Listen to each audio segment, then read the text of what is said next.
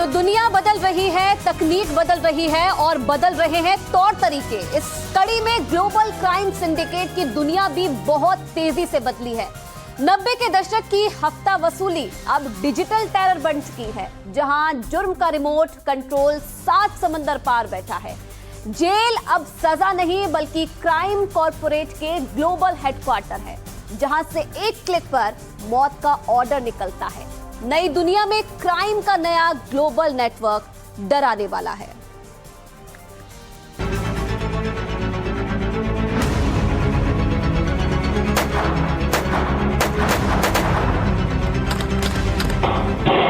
दाऊद इब्राहिम ने जुर्म की दुनिया को स्मगलिंग और हफ्ता वसूली से खड़ा किया था। उसका नेटवर्क फिजिकली डील होता था, लेकिन लॉरेंस बिश्नोई, गोल्डी बराड़, रोहित गोदारा और काला जशेड़ी जैसे गैंगस्टर का मॉडल बिल्कुल जुदा है।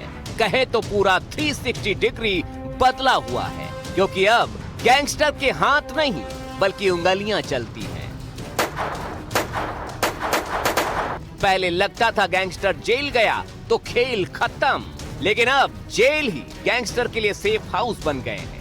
लॉरेंस बिश्नोई साबरमती जेल में है, लेकिन कहते हैं उसकी आवाज कनाडा में बैठे गोल्डी बराड़ से लेकर अमेरिका में छिपे रोहित गोदारा तक पहुंचती है। हर उस इंसान तक पहुंचती है जो उसके निशाने पर होता है, फिर चाहे वो मुंबई में बैठा हो, पंजाब में बैठा हो या फिर 7 समंदर पार कनाडा की किसी खूबसूरत लोकेशन पर। आज का गैंगस्टर अपने हाथ गंदे नहीं करता। वो दूर कहीं बैठकर इंस्टाग्राम पर किसी बेरोजगार लड़के को हीरो और डॉन बनाने के सपने दिखाता है और शूटर बना देता है। वो लड़के जिनके लिए क्राइम सिर्फ पैसे कमाने का तरीका और चंद दिनों में निपटा देने वाला अपराध नहीं है, बल्कि फ्रीलांसर शूटर से लेकर फुल टाइम जॉब हो चुका है। एक तरफ जहां दाऊद के समय आमतौर पर भाईगिरी का पूरा अधिकार पुरुषों तक सीमित था, लॉरेंस और उसके जैसे गैंगस्टर का हफ्ता वसूली और फिरौती नेटवर्क अब महिला ब्रिगेड तक भी पहुंच गया है। इन्हें मैदान में लाने का काम करते हैं काला जठेड़ी, हाशिम बाबा और हरी बॉक्सर जैसे जुर्म की दुनिया के सबसे नए चेहरे। वो ब्रिगेड जिसमें रखी जाती हैं एक से बढ़कर एक खूबसूरत हसीनाएं, जो दिन के उजाले में अलग अलग हिस्सों में आम नागरिक की तरह दिखती हैं, लेकिन पर्दे के पीछे नजर आता है उनका जहरीला और खौफनाक चेहरा।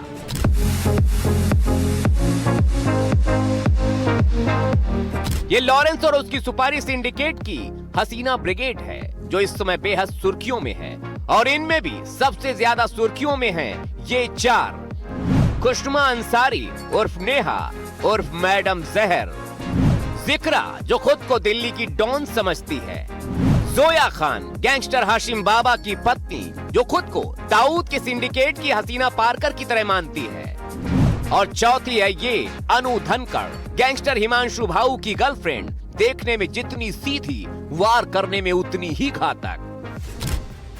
ये सारे युवा और नए चेहरे अब सीधे फोन नहीं करते हैं, बल्कि ये गैंगस्टर सिग्नल और स्टेशन जैसे end to end encrypted apps का इस्तेमाल करते हैं, जिन्हें ट्रैक करना लगभग नामुमकिन होता है।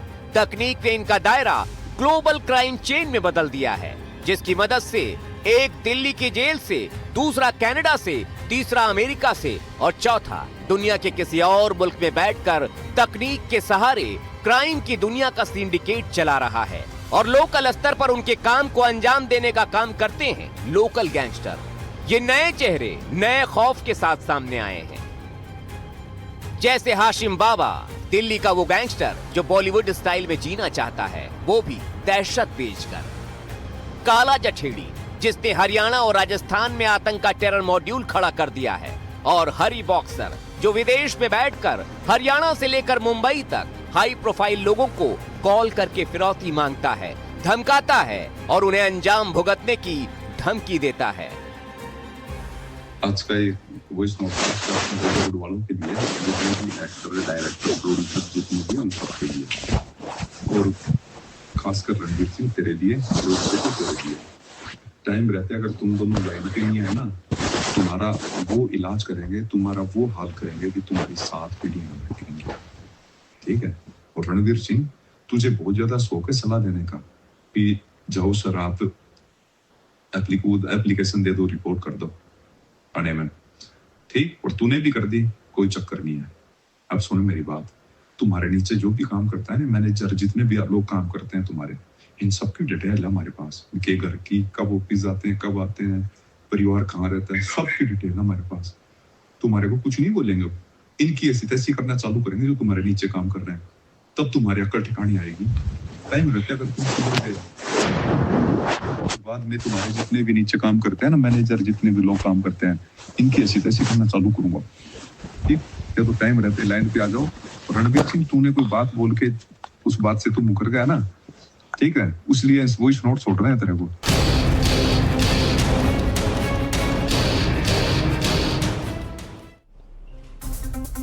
तो 90 का दशक जब मुंबई की सड़कों पर डी कंपनी का खौफ था, दाऊद, शकील और छोटा राजन लैंडलाइन फोन पर फिरौती मांगते थे।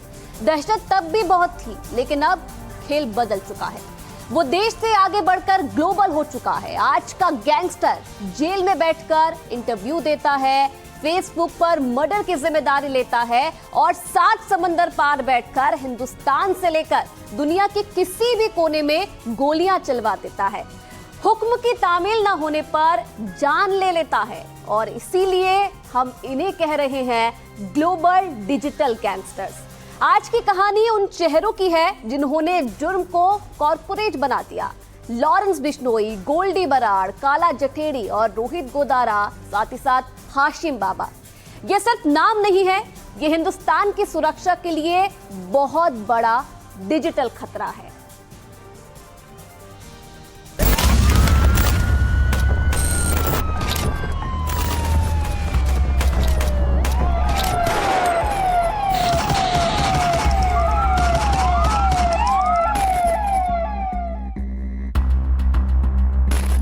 कई बार तो नए लड़कों को पता भी नहीं होता कि वो किसके लिए काम कर रहे हैं।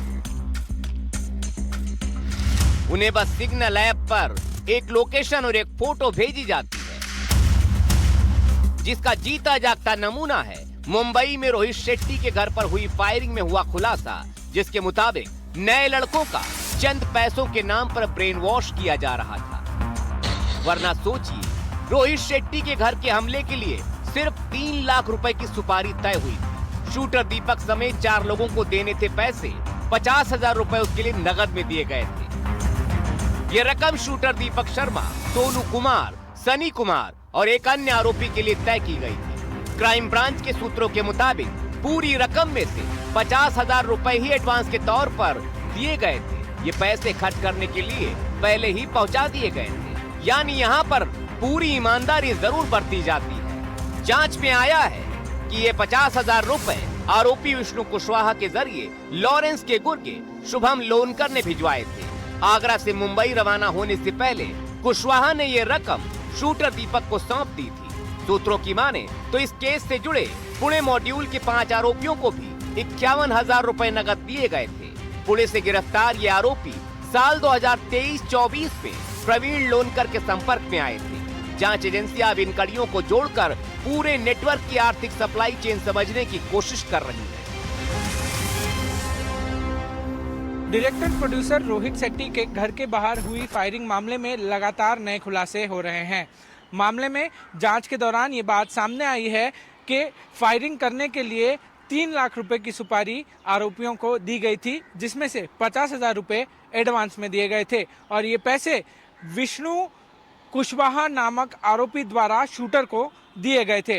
अब क्राइम ब्रांच ये भी पता लगाने की कोशिश कर रही है कि ये पैसा जो है वो कहां से आया और मनी ट्रेल की जांच भी की जा रही है। जानकारी के मुताबिक सोशल मीडिया पर हथियारों के साथ रील बनाने वाले और बेरोजगार युवकों को टारगेट किया गया। आगरा जिले में ऐसे ही लड़कों को चुना गया जो पहले से ही गैंग की छवि से प्रभावित थे। रोहित शेट्टी के घर फायरिंग मामले में भी मुख्य शूटर दीपक आगरा का रहने वाला है। मुख्य शूटर दीपक ने गोली चलाई थी। पूरे शूटआउट में कुल 7 लोग शामिल थे। ये सभी आगरा, नोएडा और इटावा के रहने वाले। वारदात के बाद पूरे नेटवर्क को ट्रैक करने के लिए कई राज्यों में दबिश भी दी गई। ऐसे युवाओं को जाल में फंसाने के लिए कई बार ये गैंगस्टर धमकी और दबाव का भी पूरा सहारा लेते हैं। रिसेंटली जो वारदातें हुए बम्बई में या भारत में, उसमें जो लॉरेंस बिश्नोई के गैंग्स के नए शूटर्स शामिल हो गए, उसमें जो अरेस्ट हो गए उनके इंट्रोगेशन में, और उनके इसमें मालूम पड़ा है कि लॉरेंस बिश्नोई में भी यही मोडस ऑपरेंडी इस्तेमाल की है। लॉरेंस बिश्नोई अपने आप को थोड़ा सा इस तरह से बना रहा है कि जो देश के दुश्मन है उनको मारने का वो कोशिश कर रहा है और इसी तरह से देश के लिए काम कर रहा है। ज्यादातर मामलों में लड़कों का कोई भी अता पता नहीं होता। हालांकि कुछ मामलों में सीसीटीवी से ऐसे गैंग के गुर्गों को पकड़ने में मदद मिलती है, वरना ऐसे कितने ही मामले हैं जिनमें आज तक हमला करने वाले का कोई पता ही नहीं चला।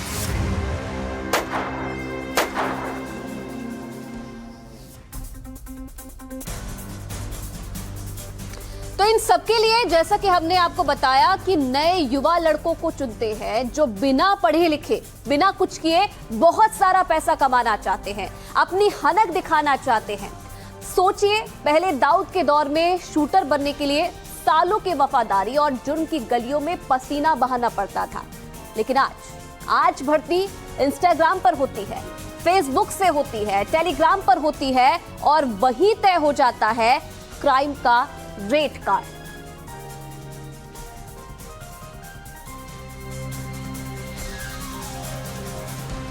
तो देखिए, जुर्म का ये पूरा सिंडिकेट ऐसे रचा बसा गया है जिसमें हर एक किरदार एक दूसरे की मदद के लिए तैयार बैठा है। ऐसी तैयारी जहां आसानी से जुर्म करने वालों को पकड़ना संभव नहीं होता, और ये सब अलग अलग गैंग नहीं बल्कि एक मल्टीनेशनल सिंडिकेट है जिसमें सबसे अहम होती है एक दूसरे के साथ टाइमिंग और रहस्य को बनाए रखना, क्योंकि अगर दोनों में से कुछ भी हटा तो यहां खेल पूरा खराब हो जाता है।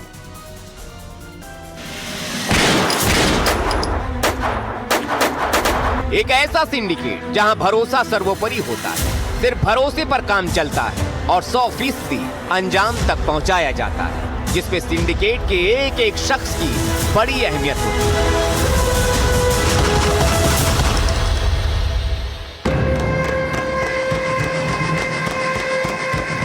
लॉरेंस बिश्नोई जेल में रहकर भी ग्लोबल नेटवर्क चलाता है, जो धर्म की बातें भी करता है, लुभाता है। सारे नेटवर्क का दिमाग यही है। गोल्डी बराड़ ये प्लान सेट करता है और कनाडा में बैठकर हथियारों की सप्लाई और शूटर्स का तालमेल बैठाता है। रोहित गोदारा ये काम को अंजाम तक पहुंचाने में मदद करता है। देश के कई हिस्सों में बड़ा नेटवर्क जमा रखा है। काला जठेड़ी हरियाणा पंजाब के गांवों में गहरा नेटवर्क है, जहां पुलिस के पहुंचने से पहले ही ये सबूत मिटा देता है। इसी तरह लोकल गैंगस्टर हाशिम बाबा है, जो दिल्ली में रहकर छोटे छोटे प्लान का हिस्सा बनता है।